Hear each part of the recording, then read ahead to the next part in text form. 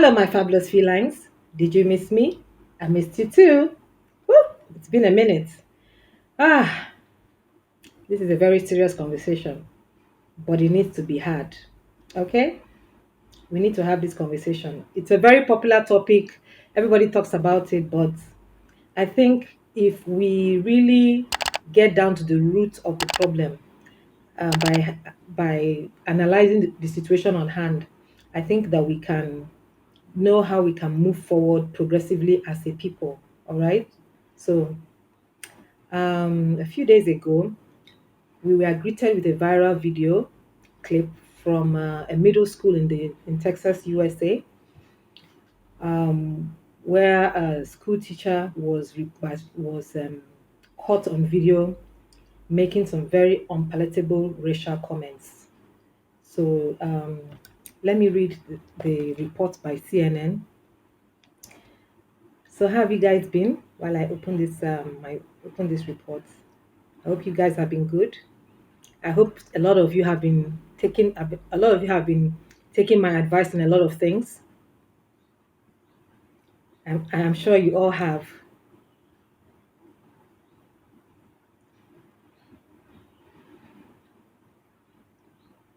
Do you like my makeup today? You love. I used a little bit of foundation today. Hmm? Nina Fabulous Supreme Coverage Powder. Check the link below on how to shop. Check my link below on how to shop. I look good, right? I look good. I used a little bit of foundation today. I look really nice, right? Thank you for the compliment. Okay. So this CNN report states here a middle school teacher in Texas has been fired.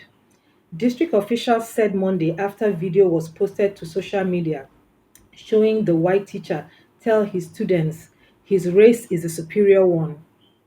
Last Friday, November 11th, officials were made aware of an inappropriate conversation a teacher at Boyles Middle School had with students during an advisory class. PFLSD, that is the short form of the school district superintendent, Dr. Douglas Killian, wrote in a statement. As of Monday morning, November 14th, the teacher in question is no longer employed by the PFLSD, and we are actively looking for a replacement, the statement said. Videos of the conversation in question were posted on social media last week. In one video, the teacher can be seen saying to his multiracial class, "Deep down in my heart, I am ethnocentric, which means I think my race is the superior one," as students audibly react both on and off camera. A student off camera asks, "So white is better than all?" The teacher replies, "Let me finish. I think everybody thinks that. They are just not honest about it." Wow, that's a pretty indicting opinion. After some other discussion in the video, a student asked, "You said you are a racist, right?" "Yeah, I did. I'm trying to be honest," the teacher replies. It is unclear what was discussed before and after the recording of the videos. CNN has not identified the person or people who filmed the videos circulating online and has not obtained the videos. CNN has obtained an audio recording of a portion of the conversation from a parent who said their child is shown in the video. In the audio, a student asked the teacher to repeat himself. The teacher says, "I said I am a racist. That's what I said. Do you know what that means?" Students' responses overlap, and the teacher continues, "It means that deep down in my heart, I think my race is a superior race. That's what I meant to be a racist." The teacher in question has not been identified by PFLSD, nor has the district provided any additional context surrounding the conversation. We want to reiterate that this conversation does not align with our core beliefs and is not a reflection of our district or our culture at Boyles Middle School, Killian said in his statement. A lot and a lot and a lot. The school has been denying the teacher and has also said that they have let go of the teacher. However, there is a lot going on. for the black race as a whole. In fact, the black race the world over is grappling with a lot right now. When you see comments like this, you know, we've been hardest hit of all the races in on this earth. We've really been the hardest hit with so much going on in our community, in our world. So let's take a look at this video also. What's your name? My name is Isaac. Yeah, in what class? Yeah, 3. How do you feel going to school every day? Good. And how do you feel about your friends? Happy. Okay, what about them? How do they feel about you? I'm not sure. You're not sure? Why? I'm not sure because they don't play with me that fun all the time. Okay, and what again? I think they don't play with me all the time because I'm not the same skin and color of them. And how do you feel about that? I feel sad. Okay, and where will you love to go to your high school? Nigeria. Why? Because everyone in Nigeria is the same skin and color of me. And so you feel if you go to Nigeria, you feel connected with them? Yes. Okay, so how are you sure about that? Good. Good. So what do you tell the government of Nigeria to do for you so that you can come to Nigeria for secondary school? Why don't you tell the government to make sure Nigeria is in good order?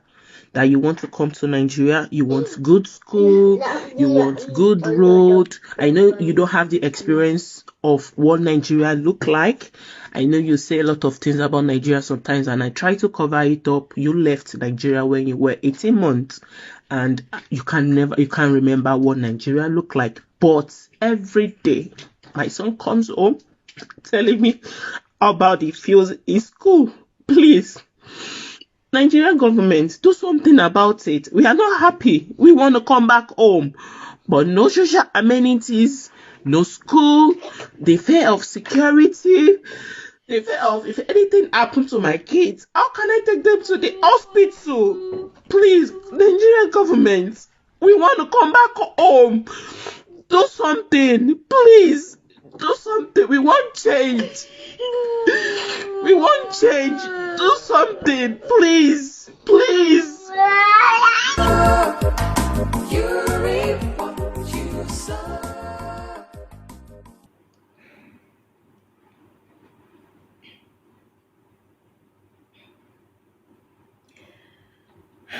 Honestly, that video brought very great tears and grief to my eyes.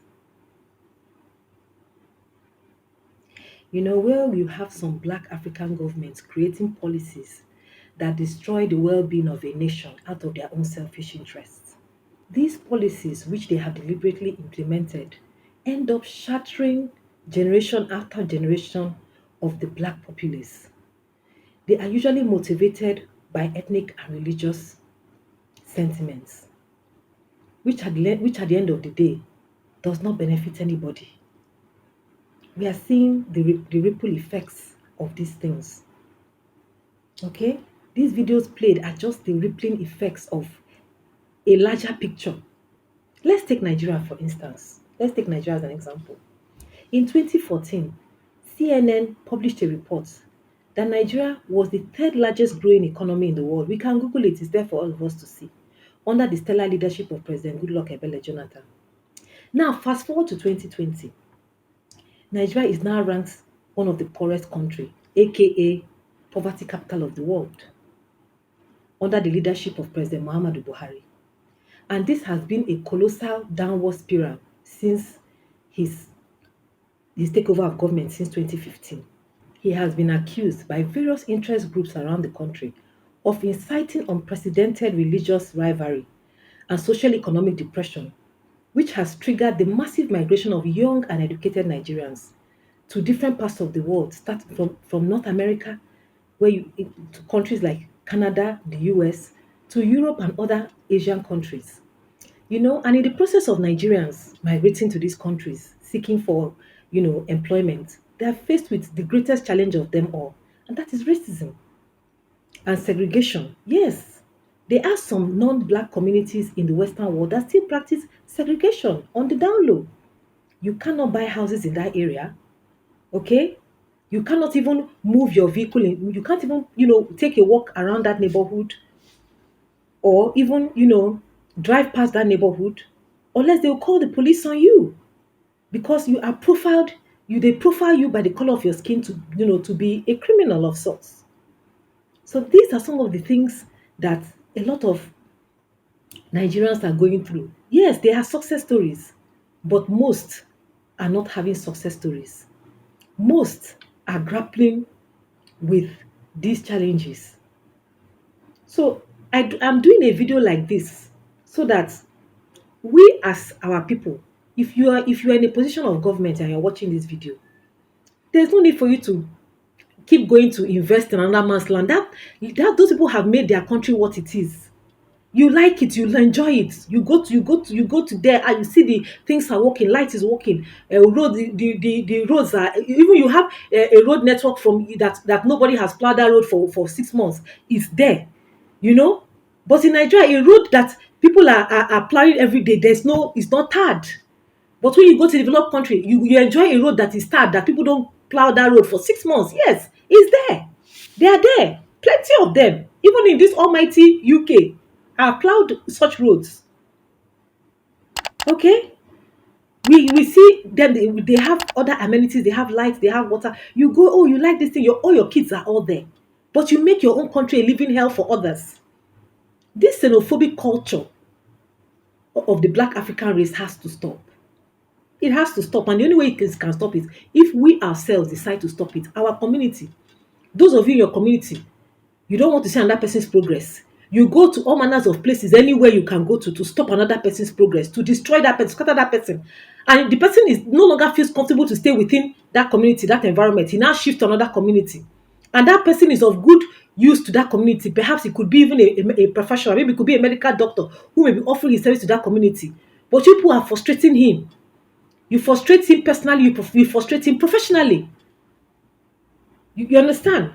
And before you know it, he said, this place is not conducive for me. Let me go to where I'm treated best. So, Black people, not just Nigerians, let us learn to treat ourselves better. Let us learn to treat ourselves better. We are not treating ourselves well. I just have to say the truth. We are not treating ourselves well. And if we don't treat ourselves well, that those kind of comments from that white teacher in America will continue to persist. Even for the Africans that they can't exactly, that didn't migrate, the residents of Africans in these countries that are seeing these things every day. Imagine a teacher having the audacity to say this in a classroom of students to break down their confidence that they are the superior race. He's breaking down the confidence of those kids. But I'm so happy that those kids, we're able to, like, you understand, stand their ground to some extent, respectfully for that matter. Kudos to them. But this has to stop, Africa. Nobody's coming to save us. We have to save ourselves. If you're in a position of authority, a position of power, do what you need to do to make the Black society work. Whichever part of, the world you are in as a Black person, in a Black community. Do what you need to do to make the society work. Okay? Do what you need to do. If you have people who are working under you, make sure you make the environment conducive for them to work. Whether they are blue-collared workers or they are white-collared workers, make sure that they have a conducive environment to work. Don't try to frustrate them out of their jobs. Don't try to make life a living hell for them. Don't try to not pay them their wages. Don't try to cheat them off their wages. Don't try to, if you're in a position where you're handling money, okay, I know it's tempting, but make sure you use that money for what you need to use it for. Not when they give you money, you give you money to do a project, to do something that will be the benefit of the community. You carry the money and you use it to do something else. The community is suffering. You go and use the money and go and buy a house in another man's land. Another man has sacrificed his land to be the way it is. Another man has sacrificed his country to be the way it is, for it to be better for all. Why can't we have that spirit of community? Why don't we see ourselves as one? Why do we dislike ourselves so much? That is the question I asked tomorrow. We use religion to divide ourselves. We use language to divide ourselves. We use ethnicity to divide ourselves. But yet, we all look the same. It's shocking. The mentality, that the kind of mentality that the average black man has. It is shocking what we use to divide ourselves. If you know that you're those people that you are in your homes, you teach your children, don't like this person, no. This person is from this tribe, this person from this tribe, don't like this person, please. Stop it now. Stop it immediately. Stop it now and stop it immediately. Teach your children how to judge somebody or how to assess somebody. Sorry, let me not use that word judge, but assess somebody by their character, not by their religion, not by their language, not by their whether they are male or female. Please, this has gone on too long in our society, and it is weighing down on us internationally. The way black people are looked at internationally is not encouraging. Except we learn to love ourselves, except we learn to do things that will be the ultimate benefit of the black race, first and foremost, before others will begin to respect us. Yes, we are respected, but we can be respected more. We can be respected more. So, let love lead. If love was leading in Africa, all these wars that have been lasted for 10, 20, it will not be occurring. All this religious rivalry, religious upheaval will cease to be no more. If we were providing the right opportunities for people here in this country, providing them with adequate jobs which they can use to take care of their families effectively, nobody will be talking about traveling abroad. Nobody will be talking of japaring to go and wash toilets. Somebody that is working in a bank here in Nigeria will not be talking about going to go and wash toilets, go and sweep floor for another man.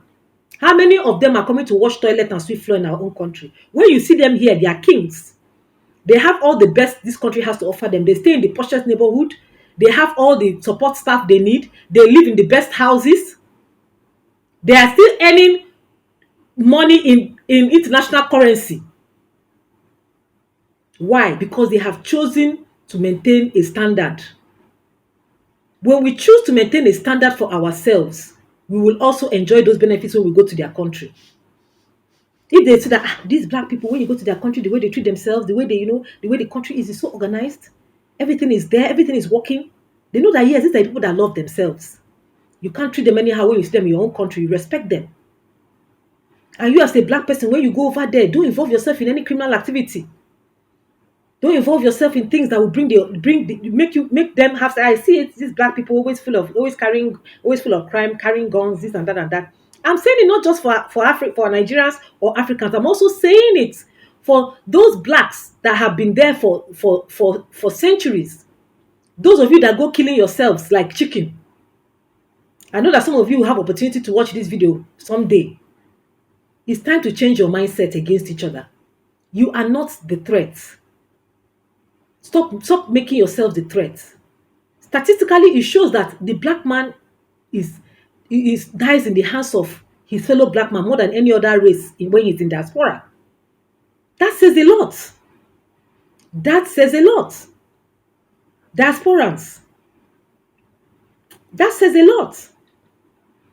For those of you who have been there for generations, not just those of us that, not those Africans that migrate, those of you that have been there for generations, stop killing yourselves. The more you keep killing yourselves, the more the non-black community keeps profiling you negatively. So, I've said what I've said. Let love lead. If love doesn't lead, we will continue to face these challenges. People will continue to travel out and continue to face this level of discrimination because we are not putting up our best image. It's time for us to start putting up our best image. Stop teaching your children tribal and religious hatred. Stop. Stop. Stop. It has cost this country too much. These last 8 years, we've never had this kind of disunity because of our differences. It has not led us anywhere. And trust me, it will never lead us anywhere. Anybody telling you that, when your brother is there, that's when things will be better for you, that person is telling lies from the pit of hell. It can never be, and it will never be. What we need is competent leadership, people that will put us first, whether we are from, whether we are Yoruba, we are Hausa, we are Igbo, we are Swahili, we are Zulu, we are Fulani, we are whatever. We must see ourselves as one, whichever culture we practice. We must see ourselves as one. If we don't see ourselves as one, we will continue to suffer as a race. We will continue. Anywhere we go to, we will continue to be profiled, and we don't want that. So I'm going to stop here for now, but I hope what I've said have sunk in. And whatever we need to do to change has to start from the home, to our communities. If you're an employer of labor, treat your workers well. If you are an employee, treat your employer well. Don't go trying to spoil his business. Don't go trying to spoil his business, because it's from his business that you are eating. Okay? It's from his business that you are feeding your families. A lot of you have pushed workers to employers to go and bring non citizens from other countries to come and work, because you are not to be trusted. Enough is enough of that. That should stop, because you are hurting yourself. You're not helping yourselves. So let's start looking at the bigger picture. Let's start looking at things that are sustainable for the next 1,000 years, for the next 10 generations. Let's start thinking like that. Once we start thinking like that, you find out that we are quickly getting out of that perception that we are not progressive. And we are progressive. We have everything to progress. We have the weather, we have the resources, we have the manpower, we have the population, we have everything to be at the same level of the races that are fully economically developed and educationally developed. So enough is enough. Enough is enough. Enough is enough. This has to stop. Nobody can save us except we save ourselves. So that's where I'm going to stop my statement for now. Nobody is going to save us except we save ourselves. So until next time, learn from what I've said, imbibe it into your everyday living, and we'll be a better and a greater nation and race. God bless. See you soon. Bye.